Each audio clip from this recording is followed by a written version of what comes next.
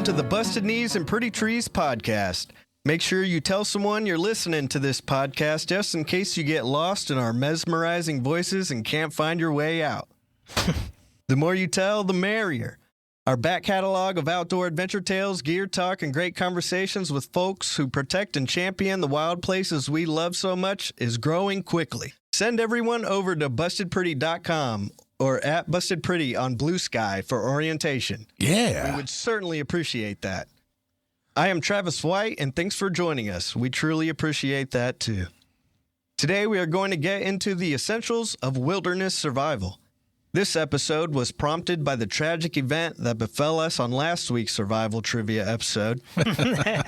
Take a listen and see why studying up on your wilderness survival skills could truly save your life. Yeah. Or the life of a sweet, innocent, dear friend. Thank you, Patty. Mm-hmm. Of course, I'm referring to my two dear friends here and their hypothetical survival experience. His lack of survival knowledge sent a dear friend to the grave. On the flip side, he's the Busted Knees Trail Trivia Survival Night champion, Bradley Greer. Hell yeah. 3 in a row, baby. Really? That's been 3 in a row? I was wondering. I do not agree with how this ended up. I don't agree with this at all. That's 3 in a row on my... It is not. It's 4 in a row. I won you that 3 in a row. I deserve... that I just this Hey, the host, it behooves the me. host crowned me as the winner. That's now you true. know how I've been feeling this whole time. Yeah. Oh, thank Little you, taste of Travis, your own for medicine. teaching me lessons and not teaching Brad a goddamn thing. And of course, as you heard, by miracle or magic, against all odds after being left for dead, like a phoenix from the ashes, we have Patty Richardson. Yeah. Now you're Phoenix. I am. That actually just made me feel better. I am now a phoenix from the ashes. I'm in. Brad cannot tear me down. I've learned a little bit to not rely on Brad when I'm on the trail, but I'm good enough to rely on myself, so I'm in. Yeah, so It taught me a lot. we played that game, so now we know the importance of survival Yeah. Stop. training. Stop. Yep. Stop. So Is the second, third letter. Don't make it confusing. Stop. I wanted to mention that this weekend Patrick had his fantasy football league, and I thought ours was pretty cool. We just, me and Brad are in a league that we've been in for around 15 years. That is cool. But we have one gathering a year, and it's just a good time to see all the guys or whatever. But going to yours, I was invited to that as an outsider. Yeah. And it was so much fun. You guys Thanks, put on a dude. party. We've also been doing this is our 16th year drafting. It's a 20-player league, so just inevitably there's a lot of people there. And then now we're starting to get older, so we have all of our family and friends and people that we've known over the years show up too. So we average anywhere from like 80 to 120 people for the weekend. Holy crap, I was wondering how many Yeah, people were gonna I be. think at Sean's house there was probably close to 60, 70. So maybe a little bit below our average for the Friday.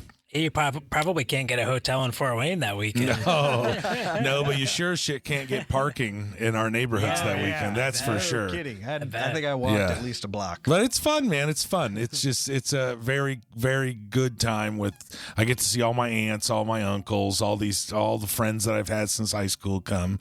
So shout out to the Pigskin Party League. Yeah. 20-player league on ESPN. And, I want to thank everyone because you Yeah. guys had a little raffle and I won a freaking projector. You did, dude. Congrats. Yeah. Farron is the MC for the Friday night, so he goes hog wild at getting us a lot of good raffle items. We do a money ball, kind of everything like that. So it was it's cool that you won it. Yeah. I won it last year. That's how we have our mini fridge. Oh, So very nice. right. yeah, I know. PPL. PPO. Oh, there's the News Panther. Nice, dude. We are back. Yeah. Good. Go. We're heading out to the Sierra Nevada mountain range. I this love week. that. No kidding. I don't have to try to explain radioactive isotopes during this one. Okay. The Oakland Zoo gave dozens of rare amphibians a helicopter ride to their new home in Sequoia and Kings Canyon National Park. Seki. Yep, otherwise known as Seki. Airborne? That's got to be Airborne frogs? Yeah, on a helicopter ride. I've never been on a Do helicopter they have ride. little parachutes? I don't know if I was. No, on they one. had ropes that they rappelled down on. Oh, yeah. They're assault frogs. I like that better. Me too. So the amphibian is the yellow. Here, we've been over this before. A yellow-legged frog, legged. Yep. And at one time, they were the most abundant animal in the Alpine region of the Sierra Nevada mountain range. There was a lot of them. Okay. Yeah. What happened? Well, I'll get to that. This news release was to celebrate the 1,000th frog that the zoo has transported back to the wild.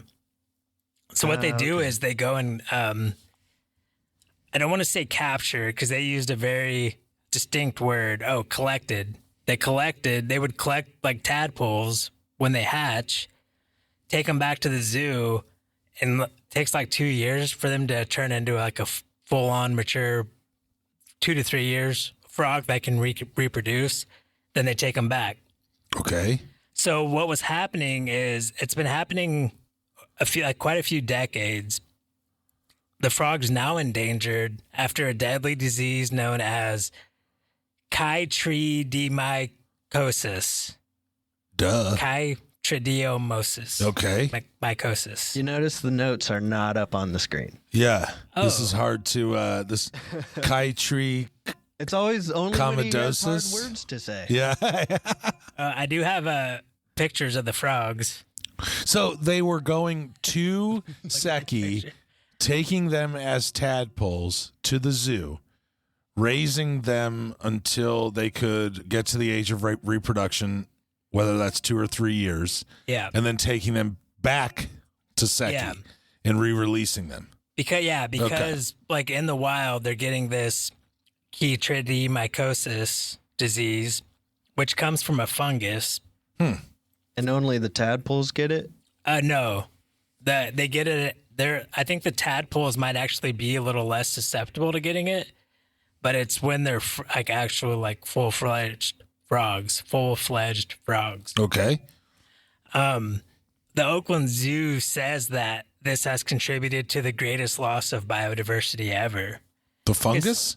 Or just the frog? Like losing Yeah, I got 90% of the frogs. Wow. 'Cause think about how much frogs contribute to an ecosystem. Yeah. They keep the insect population in control. And not only that, they are food for a lot of other animals. Right. Are they considered a keystone? Ooh, I was going to ask if you remember what that... Are they? Yeah, they're a keystone species. Or they Oh, were. right. They're not anymore. Right. Because there's not enough of them. There was Okay. something I read.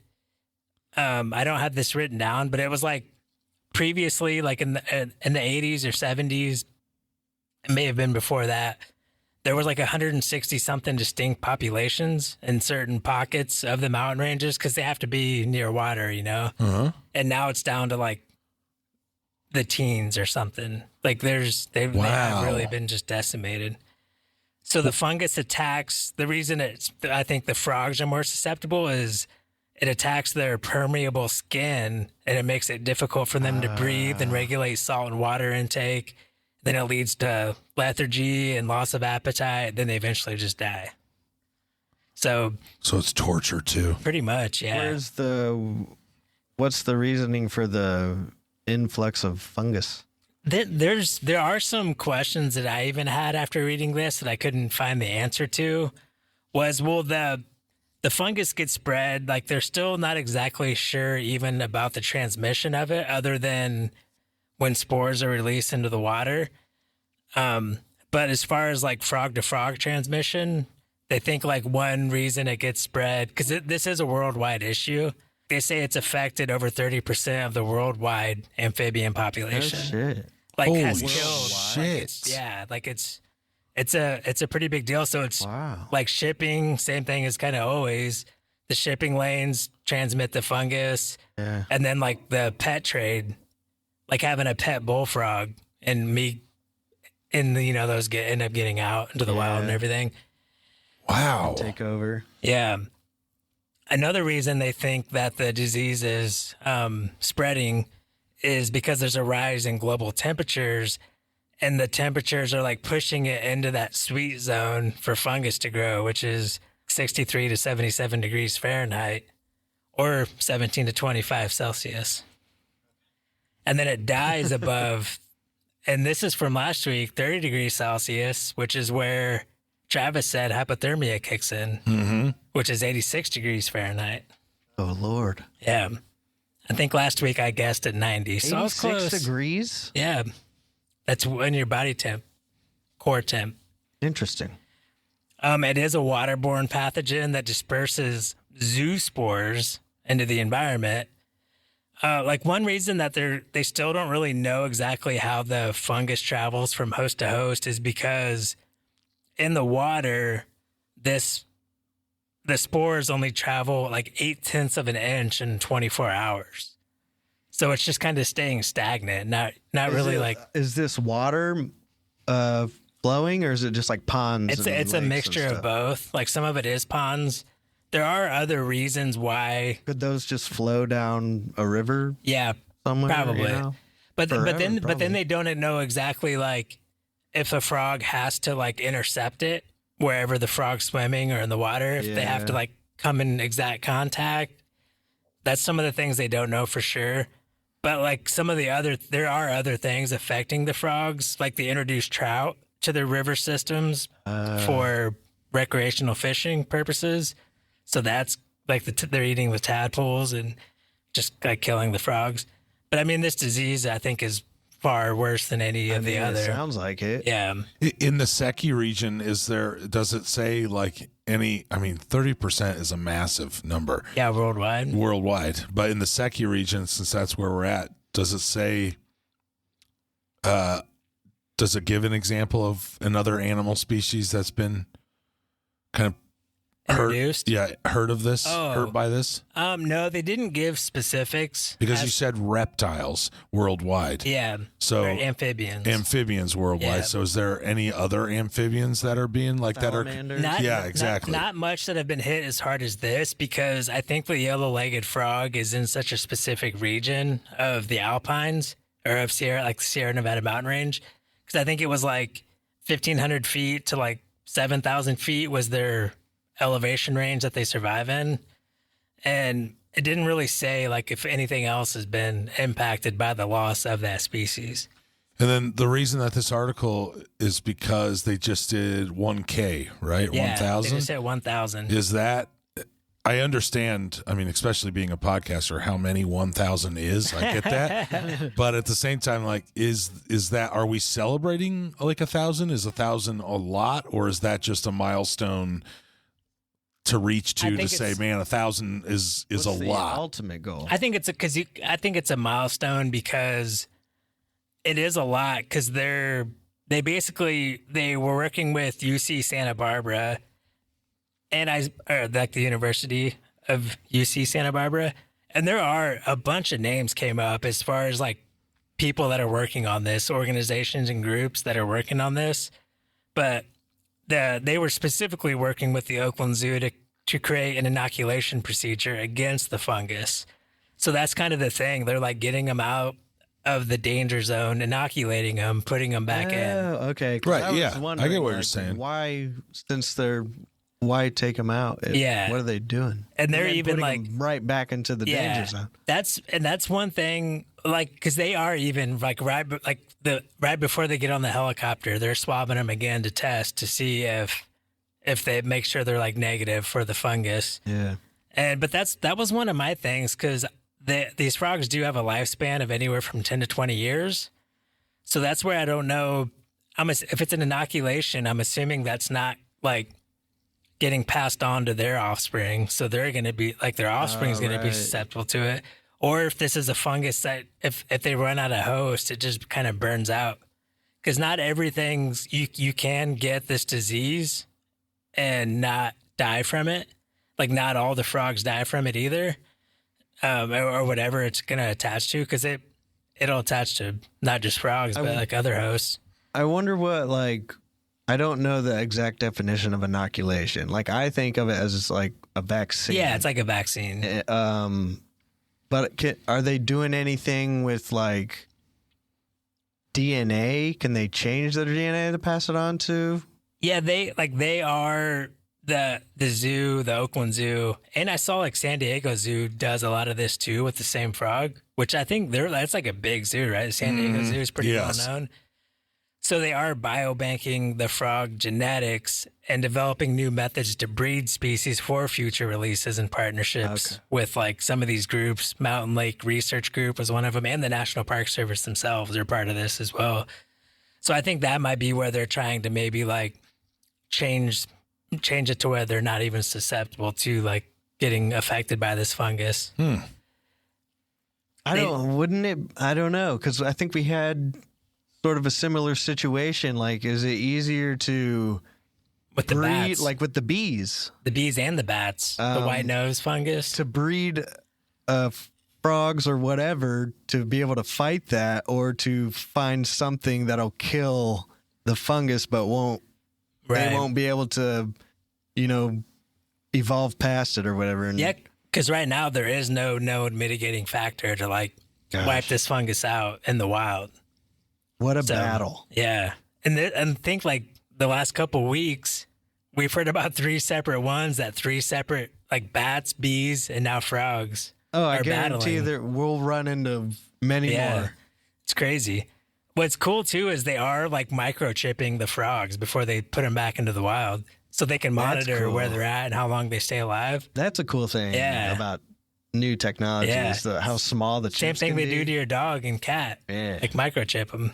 Yeah. It's going to be us. We're going to be chipped, yo. So this frog, it does look pretty cool. It has distinctive gold hues on their belly and the underside of their limbs. They grow no larger than a golf ball. So pretty small. Frogs, yeah. And like overall, like I was saying before, they another reason they're a keystone species is because they're easily affected by environmental changes. So they're kind of like, if they start dying off, something's going on. So that's another like good reason to bring them back too. So if something else starts happening. I feel like that's a common thread with like that with reptiles, amphibians alike. Yeah. If those start going, something's brewing. It's good. There's going to be just a domino effect. Yeah. Yeah. Yeah, because now we probably haven't hit because I'm sure like we've talked about the foxes in Sierra Nevadas too. Yeah. They're pretty rare. And I'm sure they probably eat frogs. So like all kinds of stuff. Has it spread outside of the I understand that you're saying that it's going to be detrimental to other species because they won't have that diet. Yeah. But has there been any other species of non-amphibian? I think it's unique to them because I hope I don't say this wrong, like kind of breathe through their skin when they're underwater. Right. So that was why like this fungus is particularly bad for them. Cool. Okay. Because like a fox doesn't need to breathe underwater. Right. Or like their skin isn't part of their, like an organ. Clogging their breathing holes. Yeah. So, yeah, it's in a crude way. Pretty interesting. So it's good to know even like there was probably, I mentioned UC Santa Barbara, Oakland Zoo, San Diego Zoo. There was another organization. There was like 7 or 8 organizations that are all working on this with National Park Service. So it's good to know that there are people still like working on this stuff. That's one of the common threads of all the news panthers is just it's constant. You're hearing this bad shit, and most of it's probably human caused, but there's humans that are learning from other humans' mistakes and trying to reverse it or trying to do what's best.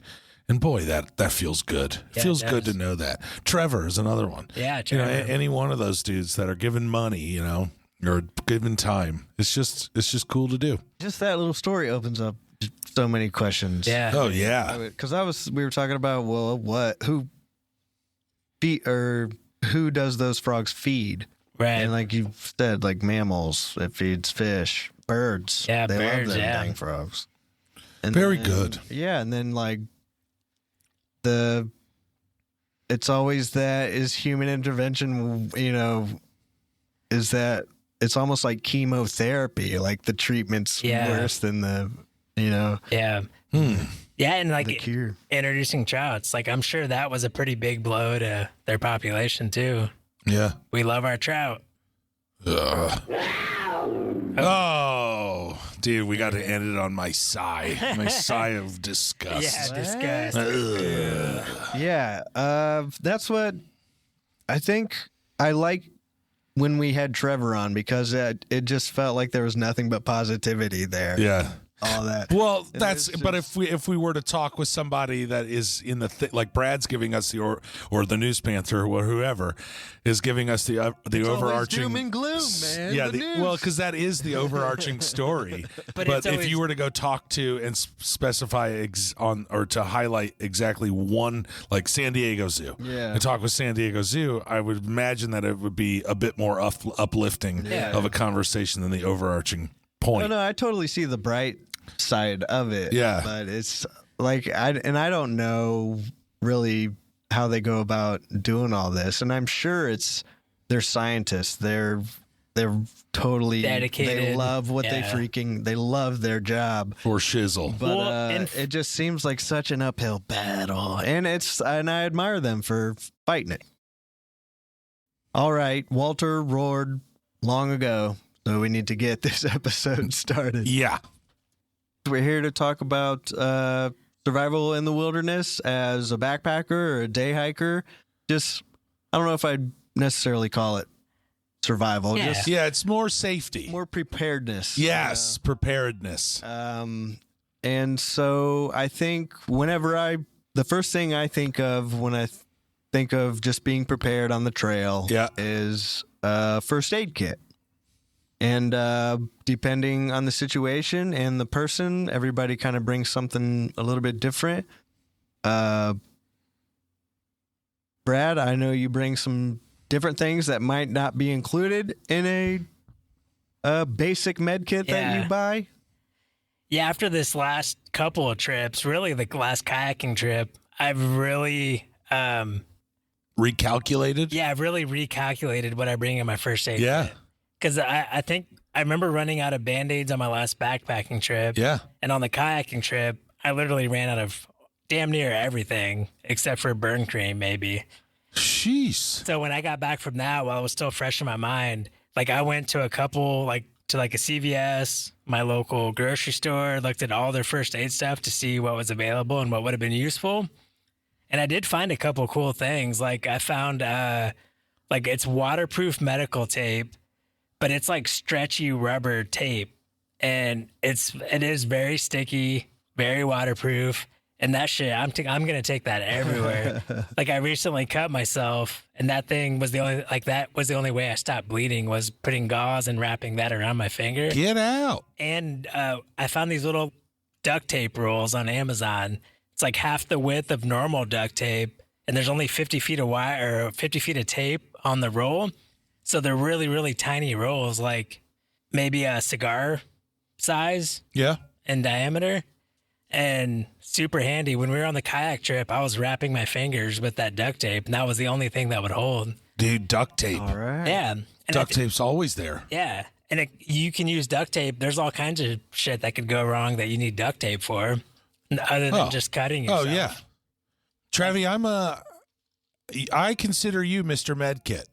Brad warned me, or not warned me of you, but told me of you and your med kit. Yeah. And I saw a little bit of, I saw a little bit of a hint of that when we did the Bloodroot Trail. And then while we were out in the Tetons, and I'm curious, like, what's kind of your med kit look like? I don't know. I like a nice, good-looking, tight med kit. Ooh, damn! You like your coffee like you like your med kit? Yeah. Sorry, that was bad. Precise.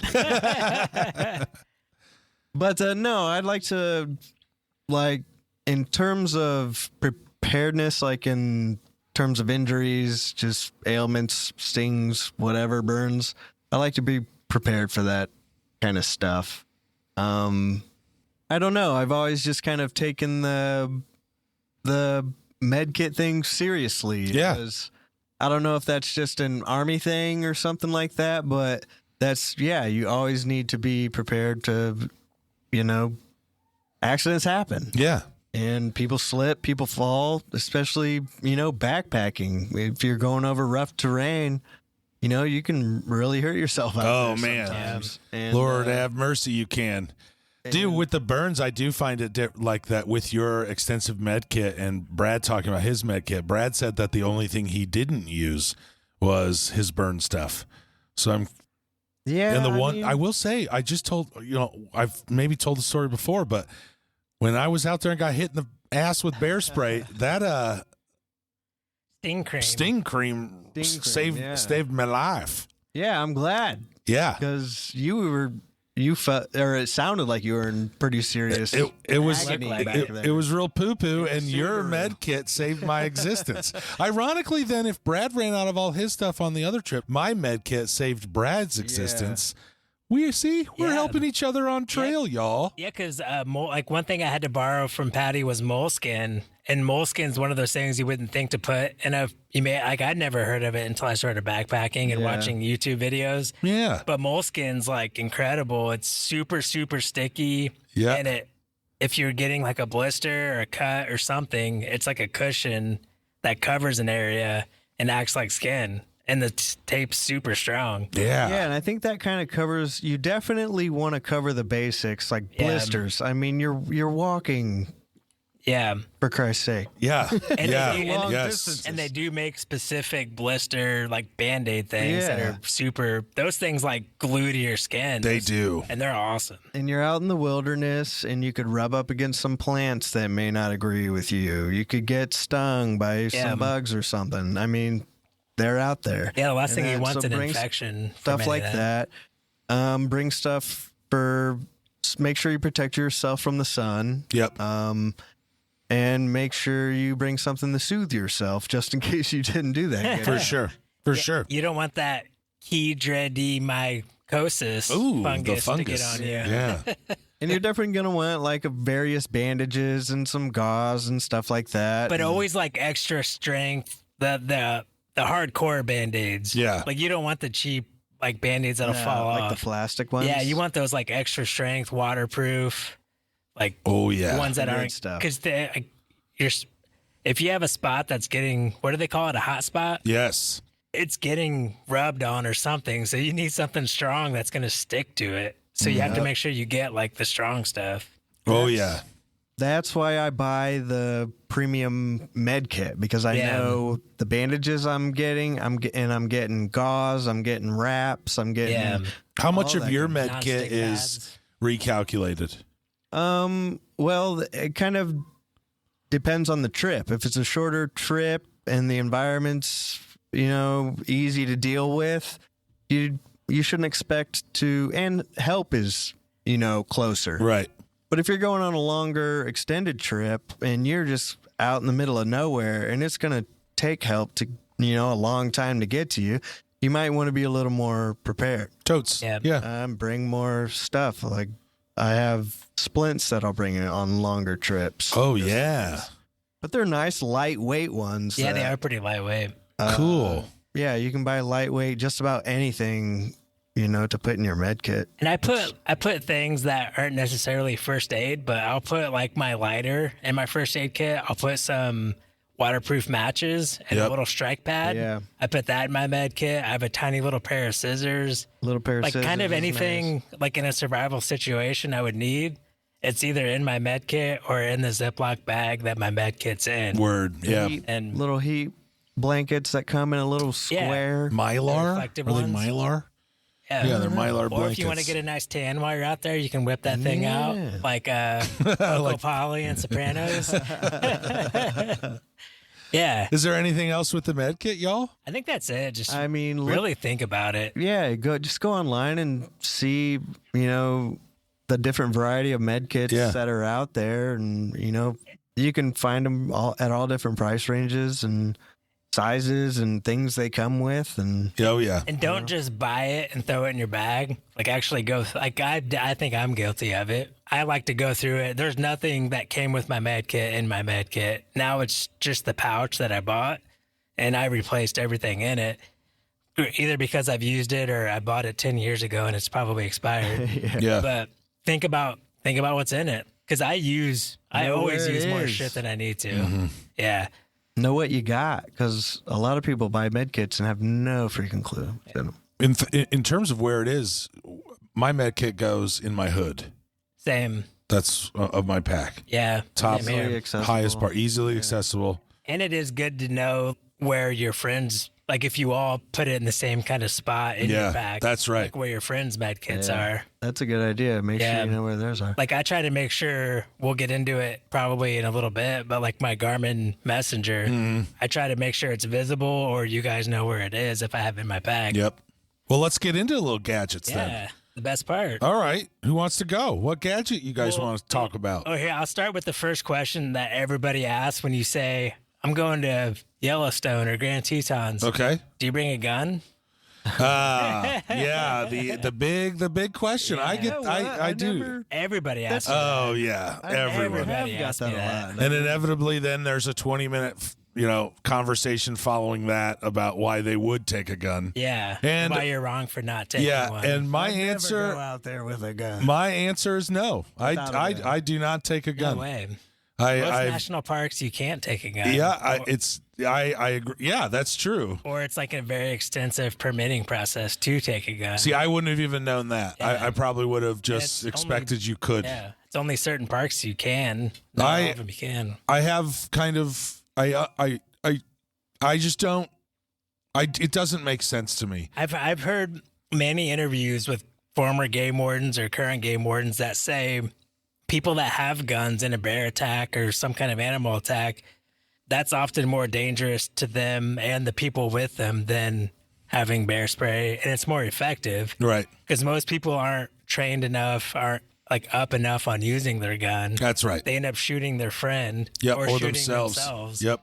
Whereas bear spray is like a way better deterrent to anything, even like anything other than bears too. Yeah. Not just bears, but it's a way safer, better deterrent than a gun. Yeah. I don't want to stereotype. That's not my intention here. But it also, like, I've never met, at least I've known about in the backpacking community, I've never really met anybody that does carry weapons out there with them. Yeah, if you go backpacking, there's no way I'm taking a gun. Right. And People that haven't it gone seems to That me son of a like bitch most. is like, how many- Heavy as hell. Yeah, every what the- bullet, Yeah, exactly. Every bullet's like an ounce or two. Yeah. Yeah, exactly. And it seems like most of the people that ask me about the guns or then proceed to like tell me why I should take a gun, they have never really been backpacking. Right. So it's just I think that there's a different like mindset that I have now. I don't think so. What I do take Guns, though, no. I take a knife. I do take a knife. Yeah. You guys take some serious knives. Mine's like a 4 or 5 inch fixed blade. Like I switched, I think a fixed blade for me is the way to go Ooh. because you can do all kinds of. It feels more secure, Yeah. and I can dig holes with it. Do you I can- carry it on your belt loop? It depends. Sometimes I will. I think I'm still trying to figure out my new pack, but it does have a sheath that has like a belt loop on it. Oh, cool. So I probably will keep it on my belt, and just so it's handy, even not for like, oh, if a bear attacks me, I'm gonna Right. stab him to death. It's more just to have it handy. Travis, what about your knife? My knife is a Benchmade that one of my NCOs gave me when I was in the Army. Yeah. And I think it's like a 4-inch, and It's definitely not a switchblade. whatever I don't know what the names of knives are, but I hit a button and the blade pops out. Retractable? I don't know. Me neither. Not a switchblade. You don't know what, I've seen your knife. but yeah, I don't know what it's What's a knife? I thought we were talking about knives. Oh, sorry. I've seen your knife. There we yeah. go. You were talking about how you like your just Fixed blade. fixed blade Yeah. and how it's nice. There's no movement and Yeah. anything, but this Benchmade does not. I've freaking beat on it. The tip broke off on it, and sent it to Benchmade. They put a new tip on it and Lifetime sent it warranty. back. And there's no jiggle in there Hell at yeah. all. Cool. And I've used that thing for just about everything, and Nice. Yeah. I love it. I do think a knife just in general. What do you bring one, Patty? I used to not bring a knife, and then I recently, just because I got like a Gerber knife, Yeah. and that's what I've been using. That's the thing. Like now you can get, there are all kinds of knives, cheap as hell. Sierra, I feel like they always have knives. Yeah, I just don't ever use them. Right. So it's another one of those things where I know that if I didn't have one, then I would be like, no, bummer, I don't have a knife. I wouldn't fall for like all the little, because I tried to find the cheapest, lightest weight knife I can get that was Right. fixed blade. But there's so many gadget, like gimmicks and stuff that you can get with a knife, like fire starters, compasses, like all, you don't, like, you're But never in terms gonna, of limiting, Just a knife. yeah, you just need a sharp blade. okay.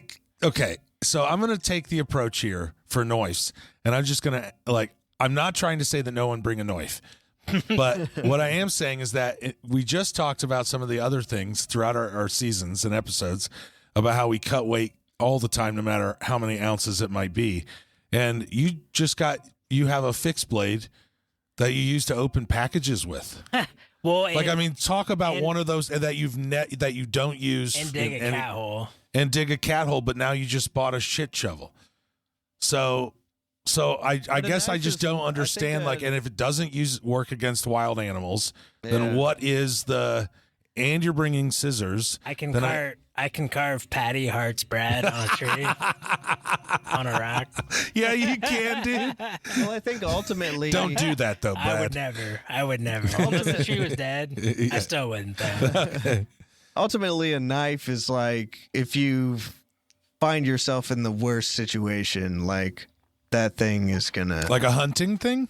No, not like a hunting thing. Just, it's a great tool that is very versatile. Yeah, I feel like every night at camp I have it out for this or that, just random. If you need like something pried open, or like, I feel like I use it way more than I think I do. Okay, I think I would. Well, I'm with it, and I'm glad. I'm glad. That's been the reason why I've never really had one. And then I was like, man, maybe I'm dumb. That's the thing. You don't need like a big old 6-inch knife. Yeah. Like you need. You don't need a machete. Yeah, we're just talking like tiny little small knives. Right. Nothing crazy. Well, let's move on then. Yeah. Because the next thing on the Other list, gadgets. next thing on the list that I see is whistle. Yeah. So I have never brought a separated whistle, like a separate whistle. I understand the point. I definitely understand, and I have had a couple med kits that a whistle comes stock. Yeah. But what I've also come to realize that I never knew until maybe a year ago or 2 years ago that on most packs, I'd say you can almost say every pack. every pack on your chest strap, there's a whistle built into the clip. Yeah. Yeah. Dude, and they are loud. Yeah. Super loud. Killer. Like even my day packs have whistles. Yeah. On Oh, that, yeah, on that for sure. chest strap. So I think whistles are great. Yeah. Come and way to go, backpack industry, for building it into your pack. A safety tool right there. Yeah. Yeah, so check your pack that you bought, because I think it took me a while to realize I had one on I'm telling you. this pack. Yeah. I'm telling you. And you definitely want a whistle. There's no doubt about it. Yeah. Because why not? For sure. And the reasoning is because you do fall down a cliff, you've hurt yourself a little bit of ways off trail, or even on trail. You can alert people to your position. Your voice isn't going to carry as far as a whistle. Damn right. I would say next, you kind of brought it up a little bit, bear spray. When and when not to bring bear spray. I would use bear spray any place that says it is possible. It has or grizzlies. it's appropriate. Yeah, or required. Yeah, or required. Yeah, and really that's only grizzly country. Yeah. Yeah. I wouldn't take it anywhere except for grizzly country. No, I agree. Yes. Yeah. And that's which is very small. What you your best option to take rather than a gun. Yeah. That's certainly what they say. So. I'd feel, although I kind of want to get a can of bear spray and shoot it just to see what it's like to shoot it. Downwind, not upwind. Or onto your back, butt, hands, and neck. Yeah. Because I do feel like with anything, you kind of want to know what it's going to be like to be able to handle it, to feel comfortable with it. Even if I watched one of you guys shoot one off, I feel like I could get an idea. Yeah, you don't want to have a bear spray can and not even know how to charge it to spray as a grizzly's running at you. Yeah. Yeah. Ugh, golly, that'd But be yeah, scary. like I would never even mess with it if it wasn't strongly suggested or required by the NPS Right. or USFS or whatever. Yep. Yeah. I've seen people, a lot of people bring air horns. They make even tiny little air horns. Like think of like your little shooter vodka bottles. Like those, you only get like 3 squirts out of it. But I've never brought an air horn. How loud is that one? It's still pretty loud. I Yeah. don't know. I find air horns to be the most annoying thing. Yeah. Yeah, but in terms of safety, like where are we going with this? Are we going for it as a deterrent, or are we yeah, going as for a a deterrent. location finder? As a deterrent. Oh man, Too because far for me. oh dude, an Well, air horn though. But it might taking be an like if it's like an area where there could be grizzlies, maybe not, and you don't want to take bear spray, like an air horn would be a alternative for me, I think. Like one of the tiny ones. Dude, for sure.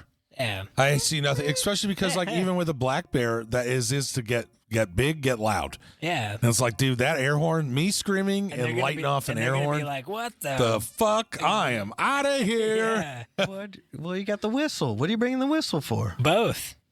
Yeah, You both. you got Patty's horn 1. Yeah. My air horn is horn 2. And then my Yeah, whistle we is could pop horn off some gangster's paradise at that bear. See what happens to would it. leave. We wouldn't see an animal the rest of the trip.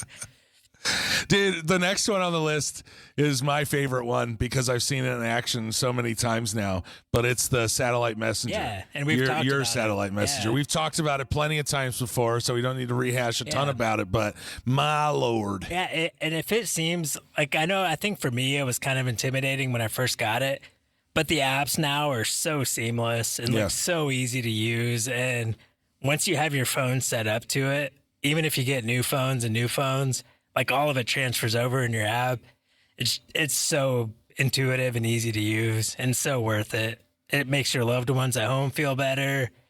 It makes you feel more safe because they know. yeah, there's a helicopter just a SOS away. Well, and just that simple "I love you" at the end of the Yeah. night is a nice thing to just Yeah. know that they're there. You're here. I love you. Good night. Yeah, I'll even text Patty. Yeah. Say I love you. from the tent that's 25 feet And I'm from my like, Patty, tent. Brad sent you a message. She said she loves you. Oh my good lord. Okay, well, we don't want to go high into that. What's one more? Navigation. I mean, Yeah. obviously, when it comes Yeah, to I think that, well, just in case your satellite messenger and the map on your phone, shuts down for some reason, Yeah. it's gonna happen. you're going to need to figure out, you're going to have to orient yourself. Yeah. And so you're going to that's need a map and that's you're going to need a compass. number 3 and stop.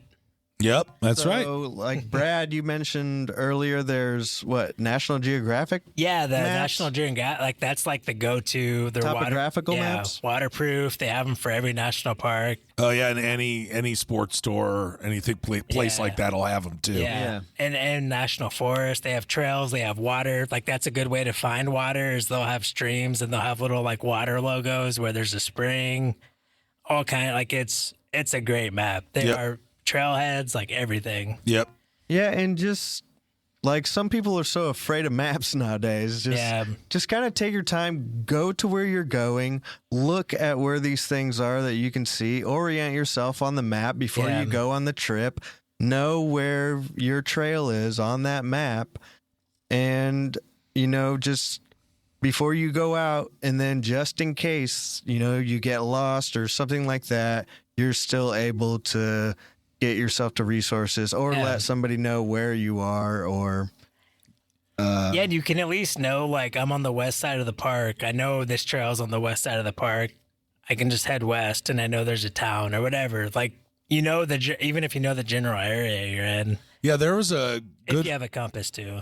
Oh yeah, for sure. Yeah. There's a good in learning how to use a compass is still a thing that I'm trying to get boiled in, but I think you mentioned it at some point. Like there's so many videos online of how to use a compass, how to use a map together, those sorts of things. And I think that if you're willing to go outside and walk off the beaten trail, that you're going to be out there alone, then if you're already taking those big first steps and spending all those time doing that, then you should also learn how to read a map. and to how to use a compass. Like just do it. And to your point, that was always kind of like we always kind of put that into our trail planning. Yeah. Like one of us would always get the big map. We'd set the map down in the middle of the table and have a night where we'd have some beers and go over the map and map things out. And it ended up becoming like the first kind of kickoff point to our whole trip. Yeah. So it's fun. Yeah, like it's good to see it, the big picture of the whole thing. Yeah. Because usually they'll have like, this is the whole park on one side of the map. You flip it over, then they have like blown up sections on the back of the main areas. It's satisfying when you plot your route and you make it, and it's nice to know where you are and where you're going. Yeah. And the satisfaction you get from it is just and it's your map. pleasing. You can write notes on it. You can do whatever the hell you want with it. It's nostalgic. I have a whole stack of like 15 National Geographic maps. Yeah, me too. For different areas. I collect them now. Yeah, they're awesome. We have them in the studio. Yeah, and I will say one last thing on navigation. Not everybody may know, like Google Maps, Apple Maps, and then if you have like Gaia, All Trails, any of those, you can download maps offline. And all that, you can download certain layers of maps, like topographical, trail maps, like all kinds of stuff. And if you don't have service, your GPS still works on your phone. So as long as you have a battery on your phone, you can see exactly where you're at. And the map's downloaded already, so all the stuff's there that you can see. For sure. And that's what I like. That's the main thing I do for navigation every trip. And then have my paper map and compass as a backup. Show. Hell The yeah. show. Yeah, that's very well prepared. Yeah, And there you go. There you have it. Are we good with gadgets? I think so. I can't think of anything else. Navigation is a good kickoff to the next part. Because what are you navigating? Yep. Your environment. Yeah. You want to learn about where you're going, the flora, the fauna, the terrain, all of that stuff. Bugs. So you can be prepared for what's there. Yeah. One thing with bugs, I treat all of my clothes with permethine, and that's like a natural bug repellent. Yep. And it's good for up to like 6 washes or something. And you can get bottles of it at REI, even like Walmart. Like you can get this stuff everywhere, and it does seem to help quite a bit because I use it on all like for when I'm out birding and for like taking photos and stuff. Yeah. And that's like number one. What's the bug situation? Because I hate mosquitoes. Sure, everybody does. Yeah. Like, what's the bug situation like this time of year? And what do I need to bring for that? Yeah, I think it's all certainly bugs, weather's, but I don't know if I look at so much as weather at I think I look more at like cold hot than I do rain sun. Oh yeah, for sure. You know what I mean? Yeah. I want to hit that perfect temp, or at least what's expected to be the perfect temp. So I think that's probably why we end up going at the end of the year. Yeah, for end of the summer. Fall. And like I always assume I'm gonna get rained on. Yeah. Unless it's me and Travis together, then it never rains. Ain't that for real? It's incredible. Like I always assume it's rain, sun, that's gonna happen. Yeah. But temperature you can kind of plan in advance for. Right. And bring wool, like we've talked about before. Yeah. Yeah, and if you're curious about some of the clothes we've talked about before, go back and into our earlier episodes, and we get pretty hot and heavy into all the different combinations and weather patterns and all the different clothes you could possibly wear. Yeah. In terms of rain, though, like, I'm just curious, have you looked more into your umbrella, your hiking umbrella? Yeah, I keep dabbling in it, Yeah. but I don't know if I'm ready to pull the trigger yet. For one reason or the other. I think like if we Yeah. if we ever do the like desert trip, I'll definitely take an umbrella. Yeah. Like I would if I had one in my kayak on our kayak trip, that would have been amazing. Amazing. Yeah. But yeah, so far I don't plan on taking one with me. Okay. All right. We'll see. Yeah. But with storms also, one thing to always watch out for is if you're about to like go over a pass or some kind of elevated position where you're going to be the highest point of the range or on the highest point, you kind of want to see if there's a storm coming. I know like my Garmin Messenger, I can get weather forecasts and see when it's going to rain, if it's going to rain. but the weather changes so fast up there that you kind of want to look and see the direction, what the opposite direction the wind's blowing from, to see if there's a storm blowing in. Because if you get caught on a pass during a crazy thunderstorm, like you have a risk of being struck by lightning and just crazy weather. That's a very good piece of advice. Yeah. That is not where you want to get stuck. You want to give yourself like a good hour or two cushion to get up and over that pass. For sure. That's a very specific little tidbit. Yeah. Well, like any good backpacking trip, you're going to be going over passes. Oh, yeah. No, I absolutely get it. Views. You do not want to be all the way out in the middle of the open And as the storm's coming. I don't think I would want to rush it either. Because like Hurricane Pass on the Grand Tetons was one of the best parts of the Tetons. Ooh-wee. And if we would have had to have been just like booking it up and over and getting down, that would have sucked. That would have sucked. Yeah. You knew your terrain. So I think, I think storms are just weather, environment, all that is definitely pay attention. You can choose your backpacking, hiking trips around that. If you'd rather a certain temperature, a certain weather, not weather pattern, but whatever they call for, or you could look back into past years and see what it generally is around this certain date every year. Yeah. That should most often probably dictate the backpacking trip you're going to go on. And you will see, like, at what point do they stop issuing permits? Yeah. Like, you probably want to go a few weeks before then. Yeah. It's probably getting pretty crazy. For sure. Sunburns, though. Oh. That was on the list. I mean, that's part of the environment, right? I'm a pasty boy. Outside of the umbrella, so am I. I noticed that on this last trip. Not pasty. Oh, yeah, You're right. You're bronzed. Thanks, bro. But on the last trip I went on, it was my hands and my knuckles. Yeah. Got burned, baby. And I tried using, like, most of the sun shirts are coming out with like the thumb holes, or they're not coming out with them, they've had them forever, but the thumb holes to where like some of the cuff kind of it'll hide your forehand or your backhand. But I sunburned. Like, what's your guys' advice? Where are you at? Kind of same thing for me, like a physical barrier, not chemical barrier. Yeah. Is my number one. Like, even with that, I come to find out, having your thumb through those loops was also like a blister protector. Oh, there it is. Okay. But yeah, physical barrier, like if it's super sunny, like on the kayak trip, we switched to pants day 2 and wore pants the rest of the day. Yeah, probably. It was hot as hell. Yeah. But we wore pants. For future reference, I've sworn off any trip in the month of July from here on out. I don't care. so That is hot. my month off. I will never schedule a trip in the month of July. I found it funny because as we were talking about this earlier, I remember coming off the trip in the Tetons, and I started thinking, man, you could really tell the difference between me and the day hikers, which great for the day hikers, but they look so prim and they proper. I watched some girl with like perfect lipstick on. They smelled fine. It was hot, so they had T-shirts and shorts. But then I was also coming off the mountain in that same weather. And I had my puffy jacket on. I had a sun shirt on with the hood pulled up, my hat on, and Sunglasses. I wasn't cold, but it wasn't about cold. It was about blocking the environment from getting to me.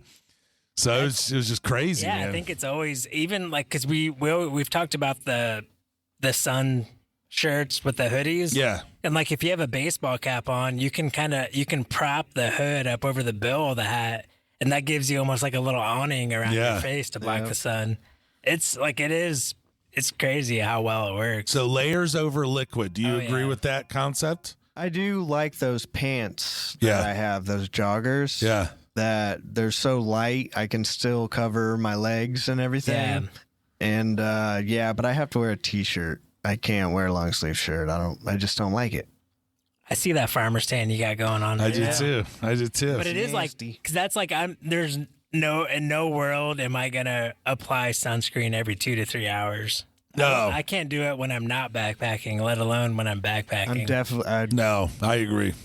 I would never remember to do that. I would put it on once and forget it for the rest of the day. That's why, I just go physical barriers. Yeah, good call. I mean, I think that's more than appropriate. Nice shelter Yeah. you got there. Yeah. Very nice shelter. Yeah. All right, guys. Is there anything else you want to talk about in terms of a little safety? We I think the ultimate safety is before you go wherever you're going, tell somebody. Let them know where you're going. Yeah. Number one. And when you plan to get out. Yep. License plate number, where you plan to park. I give my whole itinerary. Yeah. You guys laugh at me usually, on my itineraries. Usually on recreation.gov, you give all that info for that reason. Well, to the park. Yeah. But I'm saying, like, I give it out to, like, my wife. Yeah. But then when they call and say their driving license plate number, blah, blah, blah. Yeah, they'll be like, Ashley oh, I got you, couldn't bro. Figure out what your license plate number was? Dude, do you know your license plate number? No, but she's got all sorts of paperwork in the house. No, I'm just I just leave it all, dude. Going through all the documents. I leave it all. I leave like if we're how many hours it'll take on the road to get to this place, or estimated time of arrival to a hotel. You can never get you want all that information available. Yeah, right there. Oh, absolutely. Like, you just don't know, and you want to make it easier on the people that are back at home. Wasn't there just I'm not going to get into that, but you put our blood types on there. Yeah, I put your blood type, your shoe sizes, your preference of underwear, all that stuff. Yeah, and we didn't get in. We've talked plenty about like water and food. Oh yeah, like that's probably water and food are pretty high on the priority list to make sure. Like I always pack an extra day of food. Yep.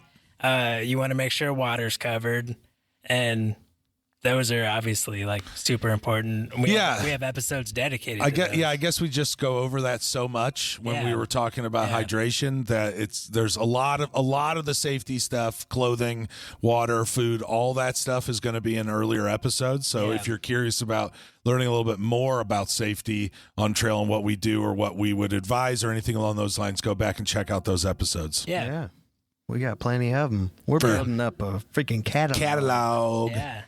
For sure, dude. Well, I feel safe around you. Just one more point I'd like to make is that your med kit helped me during my fight with bear spray. My med kit helped Brad during his fight with blisters. Nice. And I'm staring at these survival boards, and I just want to make yet another reference to the fact that Brad's med kit has only helped himself so far. So true. I just want to bring this full circle to where we started. I killed Patty in trivia last week. I wonder if Brad, he's tinkered with it so much.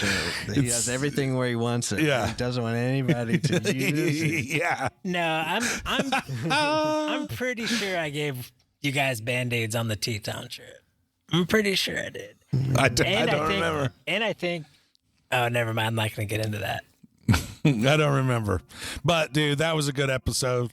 I feel good we got another one under our belt, and we got to talk a little bit about safety. Yeah. Yes, sir. Stop. We needed to after our trivia episode. Yep. Because we can see how dangerous things can get. All right, let's roll out. Yeah. All right, thanks for listening, everyone. Keep on sauntering. Goodbye. Yeah.